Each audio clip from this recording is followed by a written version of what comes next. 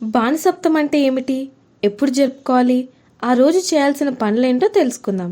ఏ రోజైతే ఆదివారం సప్తమి తిథి కలిసి వస్తుందో ఆ రోజున భానుసప్తమి అని అంటారు. ఈ ఏడాది భానుసప్తమి ఏప్రిల్ 20వ తేదీన వచ్చింది. ఈ పండుగనే విజయ సప్తమి లేదా కళ్యాణ సప్తమి అని కూడా అంటారు. ఆదివారం సప్తమి తిథితో వచ్చిన భానుసప్తమి రోజున స్నానం, దానం, దీపం, ఆర్జ్యం చేయడం వల్ల సంవత్సరం మొత్తం సూర్యభగవానుడి అనుగ్రహం కలుగుతుంది. దీనివల్ల ఉద్యోగంలో ప్రమోషన్లు లభిస్తాయి, రాజకీయాల్లో పదవులు వస్తాయి, సంవత్సరాల తరబడి ఉన్న ఆస్తి తగాదాలు, దీర్ఘకాలిక అనారోగ్యం సమస్యలు తొలగిపోతాయి. భానుసప్తమి రోజున చేయాల్సిన దానాల గురించి తెలుసుకుందాం.